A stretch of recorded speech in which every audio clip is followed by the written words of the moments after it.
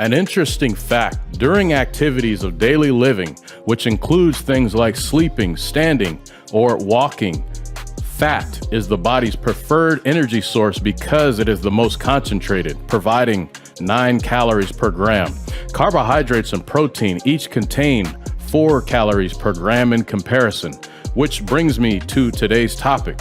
There are many times when a business might experience disruptions that can significantly impact operations. I'm going to discuss 5 adverse events that my business incurred. And at the end of this broadcast, I'm also going to provide you with 3 strategies I use to survive in business for more than 20 years.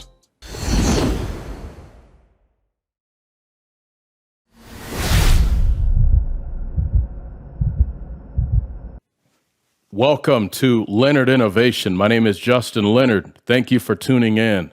Before I talk about how my business was significantly disrupted, I want to bring to your attention my 90-day online launch guide, which contains a list of actionable steps you can take to launch an online business.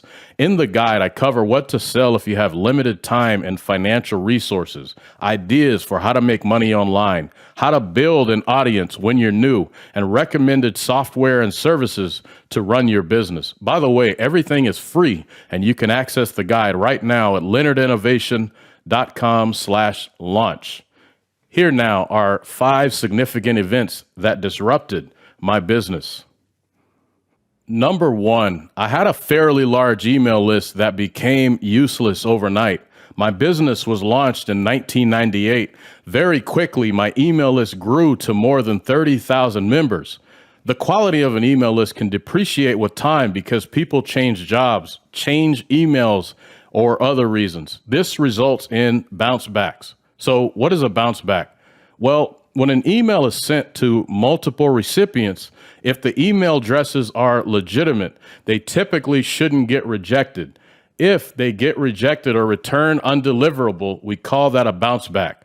The internet service and email providers interpret too many bounce backs as potentially a bot-driven email list.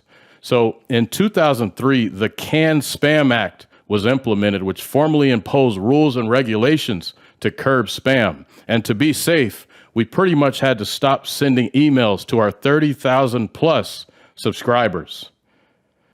Number 2, around 2011, the Google Panda algorithm was introduced. Before Panda, one of the earlier ways to grow a brand was to create duplicate websites. So you would use a different name for each, but the website content would be exactly the same. Maybe you would vary the colors and the look of the website, but long story short, the Google Panda algorithm made it so that duplicate websites would be suppressed. To Google, duplicate content had the appearance of being bot-driven. Almost any logical domain name centered around abdominal training, for example, I still own it today. absecrets.com, absworkout.com, abdominaltips.com. I own all of them, but I had to take most of them offline because they were essentially the same duplicate content.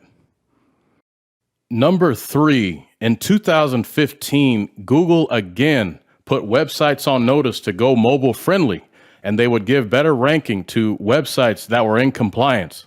At the time, mobile user data suggested that within a few years, most internet searches would be performed via mobile devices versus on desktop computers.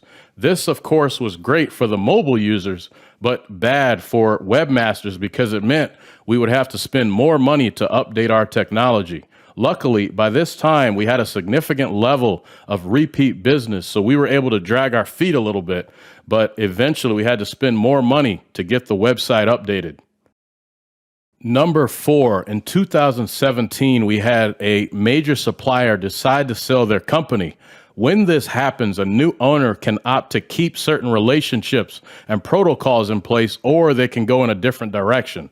The new owners, not surprisingly, chose the latter. They didn't recognize some of the preferential arrangements we had in place with the original owners. So this was a major disruption because it affected hundreds of thousands in annual revenue. We did have backup suppliers, but certain terms and dealer pricing didn't compare to what we originally had in place. Number 5, in 2020, we had the pandemic. Technically, as an exercise equipment retailer, it was initially a benefit to the business. With bars, gyms, and even many restaurants closed, we sold roughly 3 months worth of inventory within 3 weeks. But over time, the pandemic created issues like supply delays and shortages. In fact, many of our suppliers went out of business. So we were impacted in ways that were difficult to predict.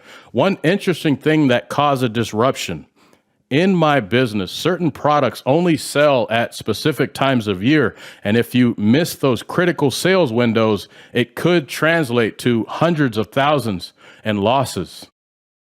And there it is, the stories of 5 adverse events that my business incurred. Ultimately, since 1998, I managed to survive all of the major disruptions. The following are 3 strategies that helped me over the years. The first is that I always had a contingency plan, but no matter how strong your contingency plan is, realistically, it's not possible to see everything coming that can significantly disrupt or even put you out of business. A good business owner should probably be a bit of a pessimist before they are an optimist. So ask yourself, if this service or if this relationship goes away, what is the backup plan? The second is I always look to repurpose or get more utility from my core businesses. If you create exercise videos, for example, can you turn that into an app for personal trainers? Can you sell posters or DVDs? Can you spin off a website that sells the exercise equipment featured in the videos? The third strategy is to prioritize asset accumulation. Over time, I was able to accumulate enough assets to where even our warehouse is paid off. Rent is usually a company's greatest expense, but I found a way to eliminate it. So even if I were to lose everything, there are a number of both tangible and intangible assets that can always be liquidated. Lastly, if you enjoyed this presentation, the next one will be even better. Once again, you can check out my free 90-day online launch guide at leonardinnovation.com/launch. And if you found this information helpful, please share it with a friend. Thanks again for tuning in.